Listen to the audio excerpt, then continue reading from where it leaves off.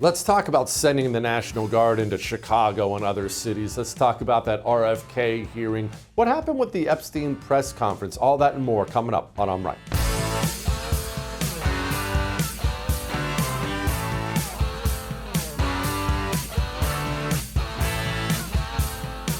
Okay, so let's just cover this briefly because we have a huge show with amazing guests. Spicer is here, and Cerno, and Jennifer Galardi. So I wanted to cover a concern I have. Crime in big cities. We hate it.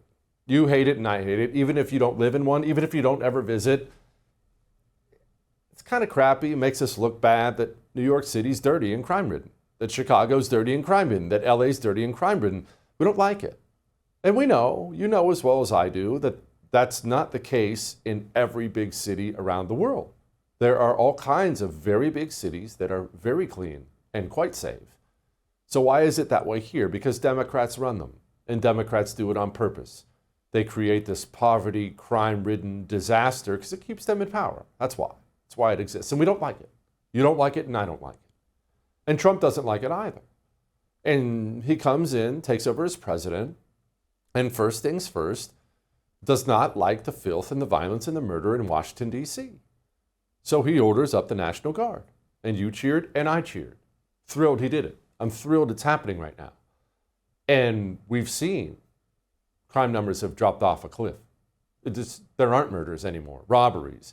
All of a sudden, the place is clean and safe. It's a place you can take your family, even with little kids, and go enjoy the new Korean War Memorial. Go enjoy the Vietnam Memorial. Go enjoy your nation's capital. And when stuff like that happens, here's what we do. We go, oh, that's wonderful. Let's do that everywhere.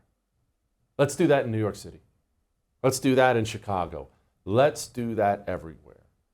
And Trump has announced when it comes to places like Chicago that he intends to.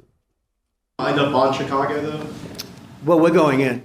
I didn't say when. We're going in. Washington, D.C. is a totally safe city. You're not reporting any crime because there is none. They said crime is down 87%, and I said, no, it's not. It's down 100%. We have a great thing going. I could do that with Chicago. We could do that with New York. We could do it with Los Angeles. So we're making a determination now. Do we go to Chicago, or do we go to a place like New Orleans, where we have a great governor, Jeff Landry, who wants us to come in and straighten out a very nice section of this country. I want to go into Chicago, and I have this incompetent governor that doesn't want us. Do you know that this weekend 72 people were shot in Chicago? So in 3 weeks, I lost almost 35 people were killed. It could have been stopped. If you look at Washington, D.C., 3 weeks ago, it was the same or worse. And now it's considered a totally safe zone. Okay? Hard to argue with anything he says there.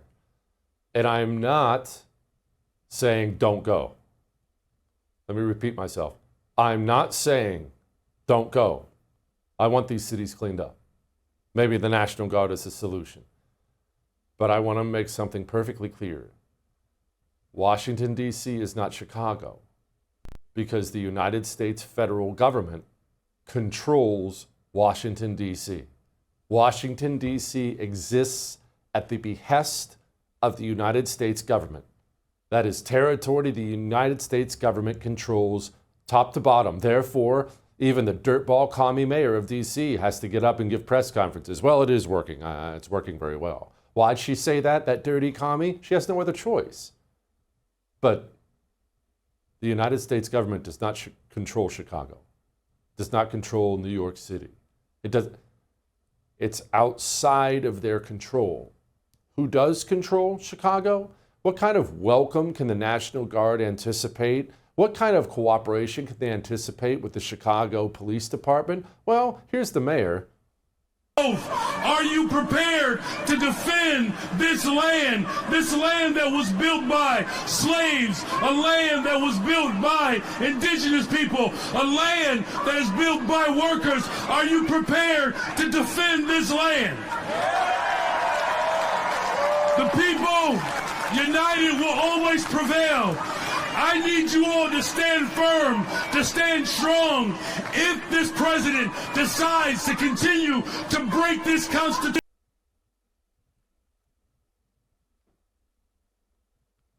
The National Guard comes in.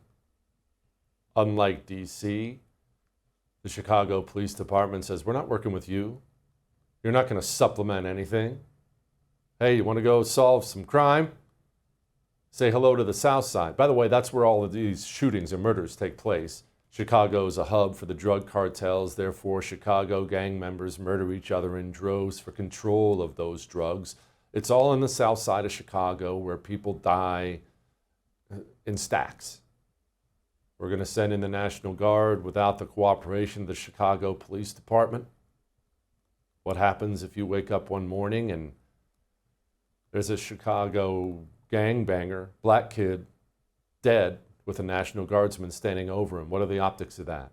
Or even worse, what are the optics if it's a National Guard soldier, husband, wife, kids at home, dead on a street corner in Chicago? Not saying don't go. I'm saying be careful. And the Trump administration knows this. That's why they haven't gone in yet. They're not stupid. They're well aware of what I just said. I'm concerned. Don't think that Chicago is D.C. It is not. All that may have made you uncomfortable, but I am right. Now, we have a huge show for you. There was an Epstein press conference yesterday. It kind of felt dirty, to be honest with you. Mike Cernovich is going to join us to talk about that in a moment. Before he joins us, let me talk to you about how you feel. How's your mood? Something happens as you get older. You start to get tired easier, right? And you get down sometimes, don't you? Almost inexplicably. I'm not talking about you're watching a sad movie or something. You just get down sometimes. That's because your T levels are dropping unnaturally. And they're not dropping because you're getting older. They're dropping because you're drinking estrogen. You're showering in estrogen. Synthetic estrogens from women's birth control. They're all through the soil, all through the water supply. If you don't start taking something to counteract that, you're going to get more tired and more down. A male vitality stack from Chalk will change your life. Natural herbal supplements, jacking your T levels up 20% in 90 days. You are about to know that you haven't been feeling good once you start feeling good. Take it for 90 days. Get a subscription, 90 days, and tell me how you feel. Chalk.com/JesseTV. We'll be back.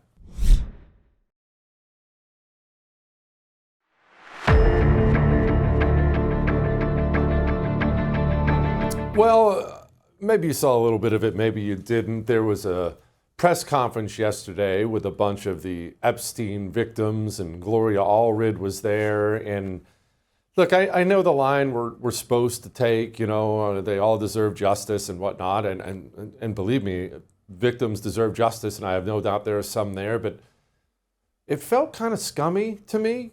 It felt scummy. Maybe it's the Gloria Allred part of it. It almost felt like I was being scammed a little bit, and I don't like feeling like that. Maybe Mike will yell at me for feeling like that. He's welcome to. Joining me now, my buddy Mike Cernovich, filmmaker and author. Mike, it felt dirty, man. Yeah, it was a clown show. When I saw it, I held my thoughts because I didn't want to word things undiplomatically, but the press conference became a sideshow. People holding signs saying Trump's a pedo. It looked like a No Kings protest, to be quite frank. That's what I thought it was, a No Kings protest. And I understand why Massey did it. Marjorie Taylor Greene is usually great. She probably didn't realize what she was walking into. But how can anyone think that the whole Epstein file thing is not a debacle? Because Trump handled it poorly, to understate it. And then Massey, who the first time he ever posted about it was in 2024. We've been talking about this. I think I was on your show talking about this in 2020, maybe years ago. You'd have to check, but this is not something that magically appeared in 2024. And then Massey tweets about it one or two times when Biden's in office. And now Massey sees a get Trump angle and he's all in on it. So we have to be honest here about what has happened. Trump was obviously given bad intel by people who I think don't have America's best interests in mind. Trump really screws the pooch on it. How, you don't support me if you want these files. Like, what are you talking about? And then Massey uses it because Massey and Trump have been feuding. And I was a Massey supporter during the first round of feuds, to be clear. I think we've talked about this, we're getting old. Back in the day, like we've talked about all this, but I guess if it's a person's first time watching it, they think we're reacting to some new thing. No, this is a part of an ongoing conversation we've had for 5, 6, 7 years, right? Massey, Trump, Epstein files, and the press conference was a culmination of Massey's feud with Trump. Yeah, I guess we can focus on the Massey angle of it for a second. A lot of MAGA people are very angry with Massey for it, and I certainly understand the anger, but, Donald Trump has very publicly blasted him, very publicly threatened to primary him, has tried to primary him out, and this is a contact sport. As people know, if you declare war, they're going to declare war back. You can say Massey did it just to get Trump, and I would say, well, yeah, what did you think? He was just going to lay down and let you... The bullets get shot both ways in war. Trump declared it, now it's on. Sure, and I backed Massey during the first feud, and I thought it was stupid for Trump to even have a feud because you're not going to primary Massey. Well, what do they say? You don't start fights you know you're going to lose. All you've done now is create an enemy. But the reason I bring the feud angle into it is because Massey's office didn't talk to people like me who are familiar with the case and say, hey, can you give me a lay of the land? Well, who can you trust? How did this come about? And then that meeting or whatever you want to call that thing yesterday, it probably wouldn't have happened at all. But if it had happened, that wouldn't have been a Me Too 2.0, where there's all these vague accusations. Now we have a list and we're gonna release the list. And then, oh no, we're not gonna release the list because if we do, we're gonna get sued. I don't know if anybody's been napping, but if a woman accuses a man of something, he's not suing. His life is more or less destroyed, right? I don't know what exactly. Look what E. Joan Carroll did to Trump, and that completely rigged things. So that's not a credible point of view at all. So now Massey's claiming that he'll go on the House floor and because of speech and debate immunity, release the name. So in other words, the people who are going to get called out aren't going to have any due process at all. I don't know, man. I don't know how anybody can defend that. Okay, Mike, can you give, for those of us for people who have been watching you and I discuss this for years and years and years, you are great about the lay of the land with this, and there's so much crap information and headline chasing and click chasing out there. What is the lay of the land? What do we know? What do we believe? How did Trump screw it up? Give us the lay of the land. The lay of the land was that there was a mop-up operation that was conducted in 2018, 2019. And if you follow the timeline of the case, I had sued to unseal Epstein files in a defamation case involving Ghislaine Maxwell. The Miami Herald later joined that lawsuit. We lost at trial. We went at appeal, or we lost at the trial court. It didn't go all the way to trial. It was a hearing. It went on appeal. The appellate court said this clearly was wrong. They should be released. 2 days later, Epstein's arrested. And then everybody thought, okay, we're going to have some kind of answers. But then this was me. People can confirm it. This is not money laundering quarterbacking. I read the indictment against Jeffrey Epstein and I said, why was he only charged with getting massages at his New York apartment? And then I go, oh, that way all of the other properties can be cleaned up by the intelligence agencies and all the evidence can be taken and destroyed. I said that immediately. People can go back and read my tweets about it immediately. So then what happened was that the other properties were cleaned out. Then 3 weeks later, the properties are searched by the FBI after everything has been picked out. So there's the Epstein files. Whoever was there before the FBI got there has the Epstein files. This all happened, 1819. Mike, what do we believe about the man? I mean, a lot of people who spend, a lot of time online, maybe reading some weird sources. A lot of people believe that he's running an international sex trafficking ring, which obviously he may have been. Others believe that he was some sort of a CIA asset, a wealthy guy who had wealthy, powerful men, and similar to, P. Diddy hires prostitutes to come in when rich, powerful men come to his home, and some of them are underage. What do you believe? You're the one who knows more than I do. Yeah, my beliefs is that he was flying women from around the world, that they weren't checking IDs necessarily. It was a party place. And by the way, before somebody tries to clip that, I'm not saying that's defensible, but I don't think it was necessarily what other people think. And then he was, of course, blackmailing people. Everyone who had any kind of encounter with him saw the camera, hidden cameras everywhere. My bookcase behind me, you know what they are, Jesse? Books in a bookcase. There's no peephole. There's no, like, if you start moving books around, you're not going to see a microphone and a peephole and everything. So obviously Epstein was blackmailing people, and or at least keeping things as an insurance policy. And because every man knows what, right? Every man knows what, if you're in the game. No money, no sex.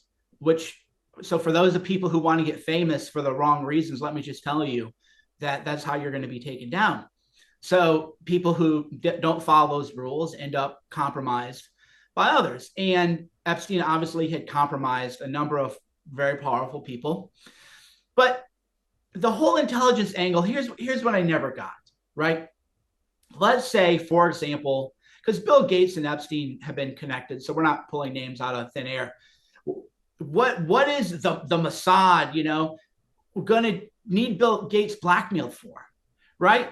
That to me, that was always the missing link. I know that the Cloak and Dagger movie angle is so much more appealing than Epstein sort of kept people under his thumb for his own enrichment.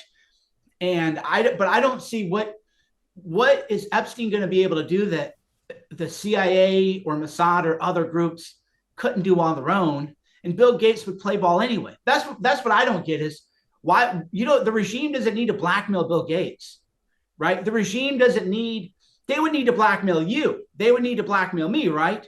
You don't blackmail people who, Reid Hoffman, what are you going to blackmail Reid Hoffman with? Reid Hoffman's going to do whatever the regime tells him to do, right?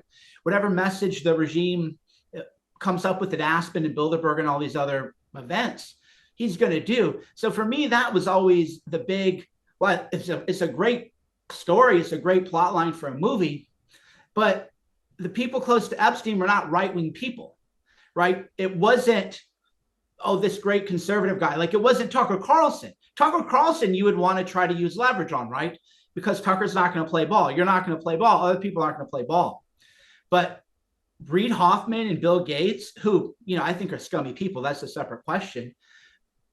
They're blackmailing with what? Make them do what? They're going to do it anyway.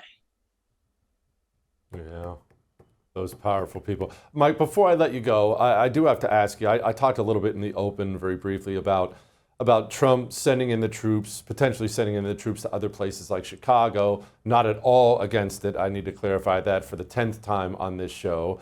But I am more concerned because we don't control Chicago the way we control D.C. We don't control it like L.A. like we control D.C. This is a hostile political environment, and I could see it not going well.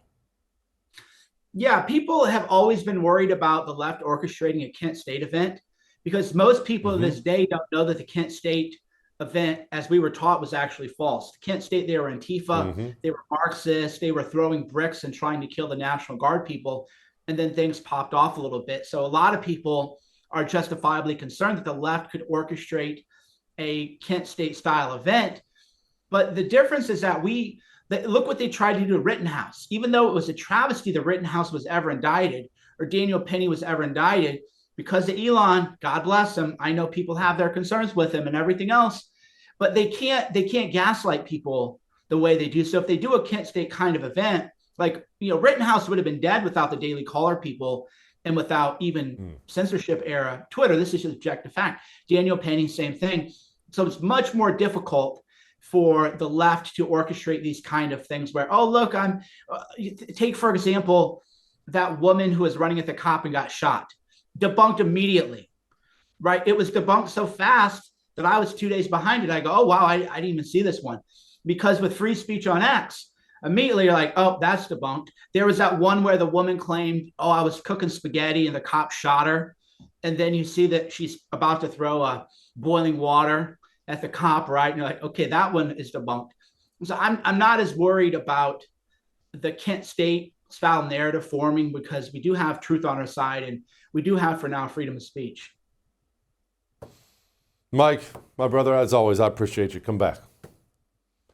RFK had a spicy hearing. We'll talk to Jennifer Galardi about it in a moment. Let me talk to you about remembering to put your money where your morals are. You know, there was a period of time, I'd say 2-3 years ago, where it seemed like everybody had gone mad, and every corporation most definitely, especially in the wake of the George Floyd stuff.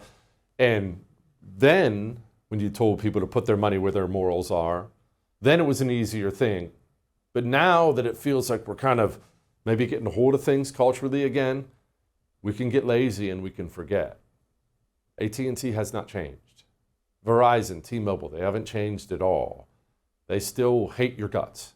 And they work as hard as they possibly can, maybe quieter, but as hard as they possibly can against you. Don't pay them for it. Not when Pure Talk is there. Pure Talk's the patriotic solution. You'll pay less. It's the same service. You keep your phone, you keep your phone number, and they hire Americans. Switch to Pure Talk. puretalk.com/JesseTV. We'll be back.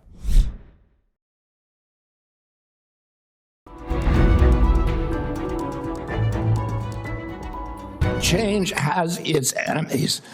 That's why we need new blood at CDC. That's also why it's imperative that we remove officials with conflicts of interest and catastrophically bad judgment and political agendas.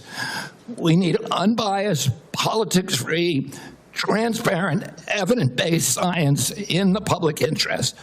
Those are the guiding principles behind the changes at the CDC, and that is what you can expect all across our agency for the next 3 years. We are the sickest country in the world. That's why we have to fire people at CDC. They did not do their job. This was their job to keep us healthy. Thank you, and I need to fire some of those people to make sure this doesn't happen again. Spicy today. I enjoyed it. I bet Jennifer Galardi was absolutely doing backflips. If she can do backflips, that's probably dangerous. Joining me now, Jennifer Galardi, Senior Policy Analyst at the Heritage Foundation. Jennifer, can you do a backflip? I can't, but I can do cartwheels, and I was doing some of those in the office today. At least I was jumping up and down. You know, everybody can do that and probably should, given the state of obesity rates in the country. Just do a couple jumping jacks. It's fine. Yeah, jumping jacks actually are a great exercise. Now back to the hearing today. Yes. How'd it go?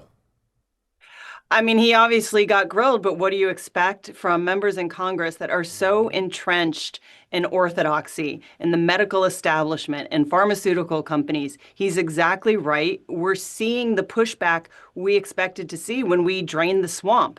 Trump promised it in 2016. He wasn't able to accomplish it because of, you know, the forces working against them. He wisened up. He put people in place that would shake up everything, that were kind of anti-establishment.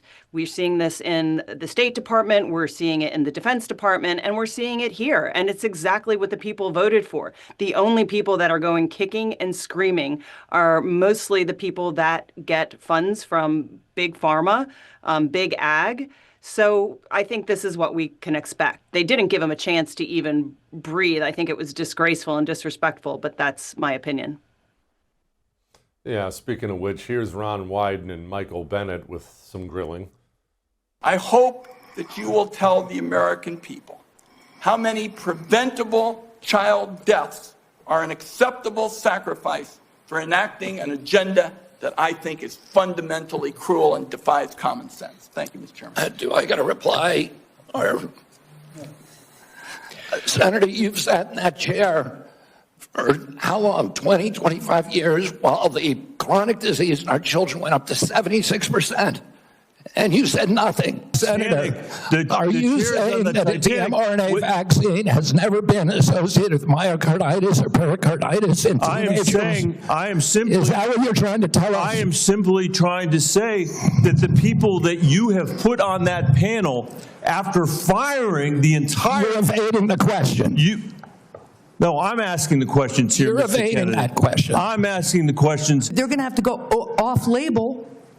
This is crazy talk. You're just making stuff up. To prescribe a vaccine for children. I'm not making things up. You're so wrong on your facts. You're interrupting me. And, sir, you're a charlatan. You're making it up. You're twisting. Yeah, you are. Secretary you are being Kennedy, dishonest right now. If you want to talk about mental health and gun violence in this country, if you want to talk about mental health and gun violence in this country, we should be talking about that, because that's what the parents of Annunciation School You don't want to talk. You want to harangue, and you want to politically. You want to have partisan politics. That was your promise. No, I didn't. I never promised that I was going to recommend products with which there is no indication. When you said, and I know you've taken $855,000 from pharmaceutical companies, Senator. It's hard not to notice, beyond the entertainment value, how many big pharma talking points do come out of these hearings. Just how bought is the United States Senate? It seems to be greatly bought. I think there's two things. I think there's money involved. You're always going to get people, like I said, kicking and screaming when they're being paid a lot. But also, if I'm being generous, some of these people, this is their orthodoxy. This is their religion. Otherwise, why aren't they willing and open to hear alternative, I don't want to say alternative facts, but dissenting data on a product that didn't work, particularly on the COVID vaccines? What I can't seem to get my head around is why they are so entrenched on keeping these available for children when at the best, they did nothing. They were ineffectual. At the worst, they harmed young adults with myocarditis, like he was trying to get out there, pericarditis. There's evidence of that. What are they hanging on to? I think part of it is an identity crisis. They place their identity in some sort of boogie savior, right? Some sort of Christ that they believe is going to save the world, like a vaccine. Otherwise, I don't understand. It challenges the core of who they are and everything they've believed up until this point. Vaccines save the world, despite the fact that a lot of kind of the health and the healing from a lot of these diseases has come from sanitation measures, cleaning up kind of sewage and medical practices, right? Not necessarily. We don't know that vaccines, a lot of them have been given after the fact, when disease rates were already starting to come down. Was it the vaccine, or was it just natural immunity? There's a lot of questions around these, and why they are holding on so tightly, I think, is when you, and we've discussed this about the ideology, when something becomes your identity and something, there's a crack in that, right? You believe in something for so long, there's a crack, you start to go, well, what else have I been lied to about? What else do I believe that's false? I think we're seeing some of that, but obviously the money is a good source of their resistance as well. What do we know now about all these childhood vaccines? It's a topic of endless debate back and forth. Some people will say it kills kids, it causes autism, it saves kids, it this, it that. If you want to cause an online debate, just say anything on either side of the childhood vaccine thing and get ready for the barking hyenas to start snarling. What do we know? We don't know enough, and that's the point. We want better research. We want to understand. There have been no truly double-blind, placebo-controlled trials on vaccines. That's exactly what Kennedy is calling for. That's what the CDC and kind of the new guard at the CDC is calling for. We don't know enough. We don't know enough about what's causing autism. We want to have funding for good research, and to say that the science is settled, we're kind of going back to his confirmation hearing. The science is never settled. Why can't we question? Something is going wrong. And why are we insisting on following the people that were heads of the agency when the things started to go wrong? Like Kennedy makes some really good points. It's almost laughable, like you said. It's good entertainment because aside from being very sad, it is kind of good comedy because I think these senators are making fools of themselves. There's something, they're so adamant that something's up. Jennifer, why is the Heritage Foundation pushing for a new Manhattan Project? Who are we going to nuke? Yes, we're not nuking anyone. Leave it to the liberal media to scandalize something that is really common sense, that everybody knows is that the nuclear family is the foundation for a great America and even a healthier America. And, shocker, Heritage Foundation supports family policy. We're doing what we've always done. We're just kind of putting more focus on it. We're excited to release exactly what we've been working on. And the Washington Post, thank you, like our domestic policy head, Roger Severino, mentioned in the article. Thanks for bringing attention to it. And we're excited to roll out what we actually recommend. There are studies, as we know, children do best with a mother and a father in a nuclear family. I kind of lived the liberal ideology, as we've talked about ad nauseum, and even as someone who's not married without kids, I understand the benefits of it for a rightly ordered society, for a civil society, and that's really what we're about.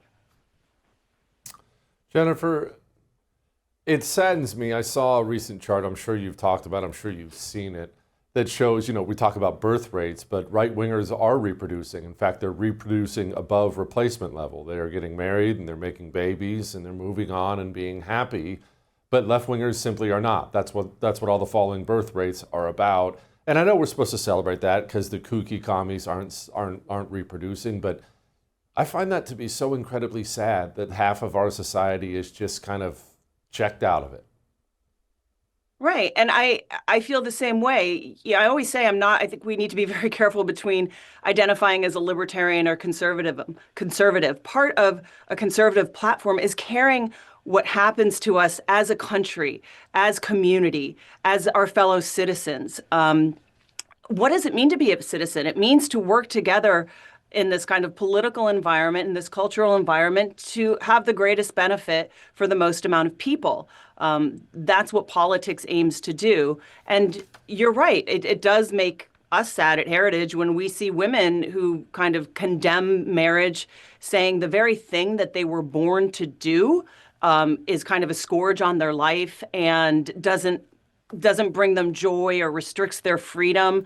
It's kind of sad. I mean, me being older and not being able to have children, I look at babies and I get a little bit of regret. I don't have much in my life. God took me down the path he was meant to, but I get a little sad that I don't have children, and I try to channel that. Instead of being angry at people or lashing out, I try to channel that in other ways. I play with my my friends' children's and my boyfriend's kids. I get active in watching them participate in sports. So, you don't have to go down that path to acknowledge that it's helpful for society, that it's good for children. I think we need to start, just like Kennedy is saying with America, make America healthy again. We need to start thinking about the children and what we're leaving behind for them and the kind of life they're going to inherit.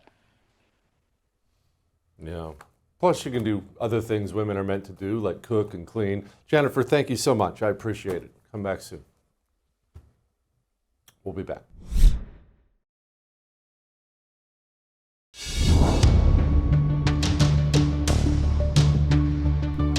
Well, by now, unless you're a complete moron or living under a rock somewhere, you've figured out that Gavin Newsom wants to be president of the United States, and he's quite obviously running already to be president of the United States. But Gavin Newsom has a problem. He's governor of California.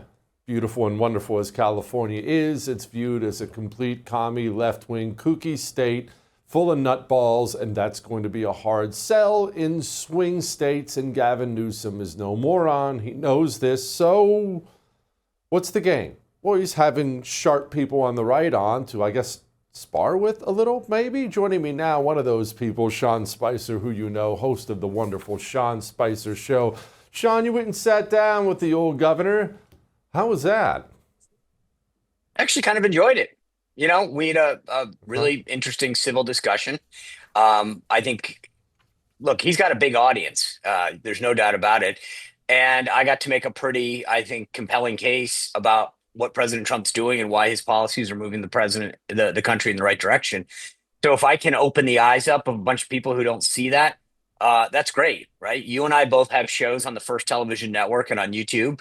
And I think when people on the left have their eyes opened to the reality of what's going on and the policies that we're offering and the solutions and the results, a lot of times I hear people saying, I've never heard that before. Huh. So I'm sort of evangelizing the left, I think, anyway, getting out there. I'll take any opportunity. I'll go to any forum. My view is we're right. You know that phrase. And I like we should be willing to take our message pretty much anywhere. Sean, what was your measure of the guy? Obviously, I've never met him personally. Many people who have opinions all over the place. I am concerned that he's going to make a run at it. He's a prolific fundraiser, has access to a whole bunch of money, governor of the richest, most powerful state in the union. I think he's going to make a very serious run at it. Do you? 100%. 100%. He is like, look, I talked to him off camera about this because I do a morning show on my YouTube channel called The Morning Meeting. And Mark Halper and I have a little bit of bet going. I believe there's no question he's running for a million reasons. Mark is less certain. And so I said to him off camera, I meant to say it on the show, but we ran out of time. I said, we got a little bet going. And he said, I don't feel like I'm betraying anything, but he said, look, I'm thinking about it. I don't think there's any question about that. But, the guy's got a family. And one of the things that you realize in these conversations, Jesse, is there are things that do bind us together. We both have young kids. We had an opportunity to talk off camera about the challenges that kids face on social media. And so there are some things on a personal level that you can have a discussion with somebody about that aren't necessarily political in nature, that you might share some common issues with. And in this case, I think we both had a very off-camera discussion about the challenges that young kids face today and with respect to social media. And so I say that because I think he's running for a million reasons. One of which, and I said to him, when I looked at the media that you got when you went to South Carolina, any political aide would say that it was really well executed. And then a couple of days later, Governor Beshear of Kentucky went, and it was abysmal. So if you're Governor Newsom, and you go do a trip like this and you realize, wow, whatever I'm doing is resonating with my left-wing base, but when my fellow governors go, they get panned.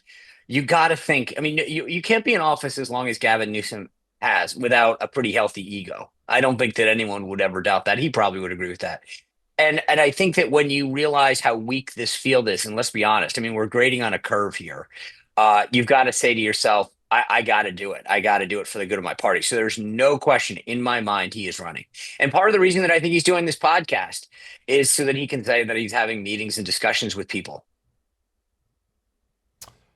Sean, how does he hold up when he stands on that debate stage with AOC on one side of him and Jasmine Crockett on the other side of him, and they're coming out for full-blown communism? I need reparations, every kooky idea, because they try to sell books and make a name for themselves, getting to the left of him, and he can't take that position and then have a hope or a prayer of winning Pennsylvania, Wisconsin, or Michigan.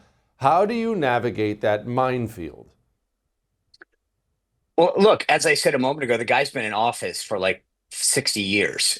He was mayor of San Francisco, lieutenant governor. So he's been adept at dealing with this. And obviously, if you can get elected statewide in California for as long as he has, you clearly know how to handle a very liberal base. So I would actually argue that he probably is better at this than almost anybody, which is sort of how do you say something appealing to your base without really getting in too deep to it? That's where I think, and look, this is not his first rodeo. I would, juxtapose that to AOC and Crockett in particular can throw out a bunch of words, but they're an inch deep at best. I think that's probably being generous.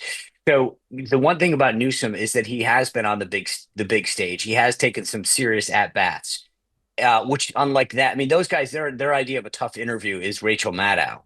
So I will say this, the governor, and I think part of the reason that he's having these discussions, he had one with me, he had one with Charlie Kirk, he had one with Steve Bannon, is that it's kind of like it's spring training for him. He's like, okay, how do I take on, conservatives, MAGA types, and engage with them? Look, you could watch the conversation that we had And you'll see we never raised our voice. We never got mad. I think I made some pretty strong points and pushed back on his liberal positions. But I think he knows what he's doing. The guy's a shrewd politician, right? And I think he is trying to get ready for this race. And that's where I think the funny part is the guys on the left, the Jasmine Crockett's, the AOCs, et cetera, they're talking to themselves. And that's great for a primary. But Gavin Newsom's, he's already thinking ahead. And as I said earlier, Jesse, you look at this field, it is so pathetic. I literally, I think to myself, if I were a Democratic governor right now, why wouldn't you get into this race? It is so pathetically weak. Is there a concern, Sean, that you're helping him get ready? You mentioned it's spring training. Well, you're the opposition team helping him get ready for the season. You know, is there a concern with that?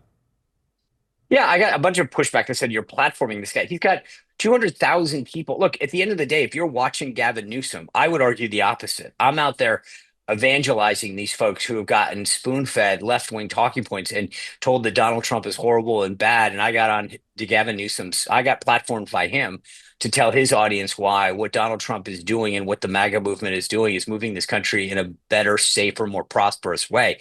So, look, if we want to talk to ourselves, then great. But at the end of the day, what Donald Trump did in the last election, he went places, he did things that no other politician would do, and he was rewarded with the popular vote in winning every battleground state. It wasn't because he sat in a hole and just talked to, went on War Room with Steve Bannon or I'm Right with Jesse Kelly or even Sean Spicer. This guy went everywhere and he put a message and he was rewarded with not just the votes, but think about the number of young men, Black men and women, Black men and Hispanics. He was rewarded because he went places and he took that message of America first and a results-oriented record. And so that's what I think. We've got to do that kind of stuff. Now, we do it without fear or favor. If you watch that interview with Gavin Newsom, I pushed back. I'm not there to play like suck up to the host, which is what a lot of Republicans do on Sunday shows. Oh, Kristen, Margaret, thanks for having me on. I'm so excited. You know what? I mean, today my view is we should be unapologetic in our support for the America First agenda and the results that we're getting: border security, crime, Donald Trump's doing in DC, tax cuts, tariffs. I mean, look, I'm out there, and I said at the beginning of my appearance with him that I'm very proud of what Donald Trump is doing. I'm very proud to be a fiscal and social conservative. So as long as we lead with pride in our positions, I think we should go everywhere and do everything. The difference is that, as I said, too many Republicans go on these shows and just, you're right. Oh, that's an area of agreement. Thanks so much. Screw that. Let's be proud of what we're fighting for and spread and evangelize the brand. Sean, you mentioned, you said you think J.D. Vance is going to be the next president, which of course begs the question. I know we're getting way ahead of ourselves, but that's fun, isn't it? Who's the VP? Are you Rubio? Is it DeSantis? Is it some dark horse we don't see?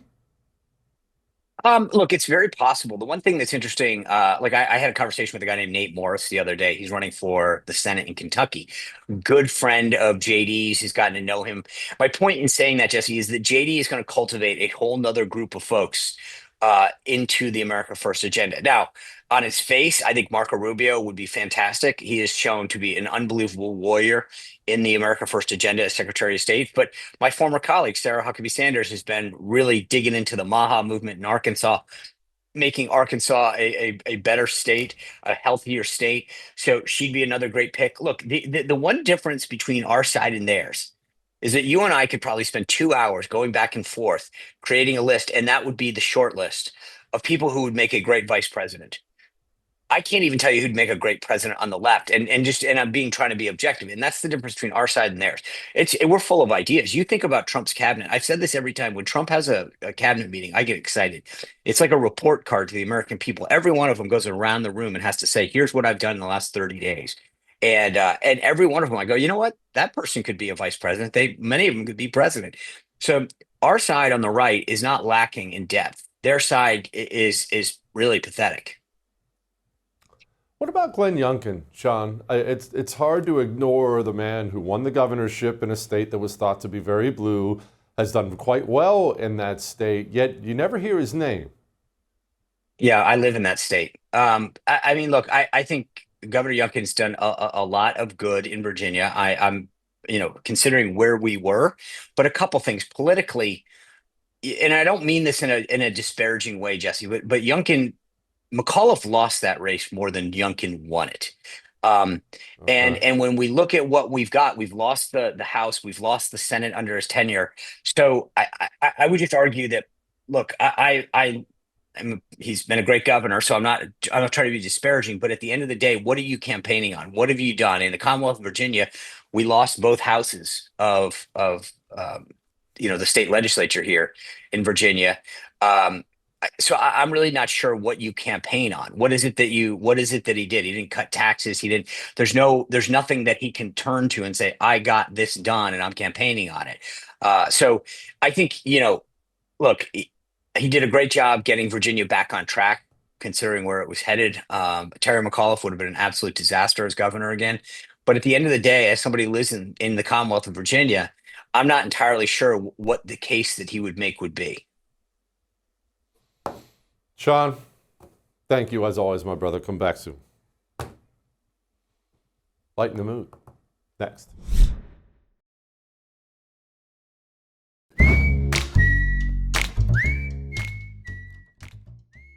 Be very grateful you still live in the United States of America as we lighten the mood here, because we still have some semblance of freedom in this country. And if the government turns too evil, we have lots of guns to do something about it. They don't have that luxury over there in the UK. And we're watching in real time as that government gets more and more evil. The people get more and more angry, and who knows where this is going to go. British comedy writer Graham Linehan, he put up a tweet.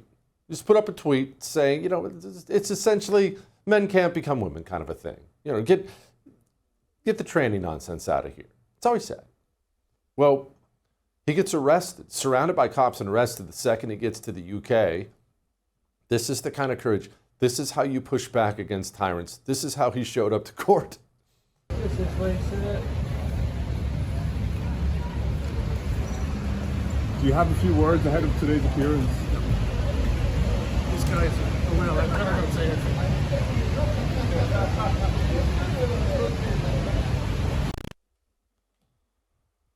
That's wonderful. I'll see you tomorrow. I would thank you for coming to my YouTube channel, but I know how brilliant it is, and I know you love it here. So subscribe and watch. We're going to start really ramping things up and putting some funny stuff, some interesting stuff out there, some collaborations. Either way, my YouTube channel is officially the place to be. So stick around.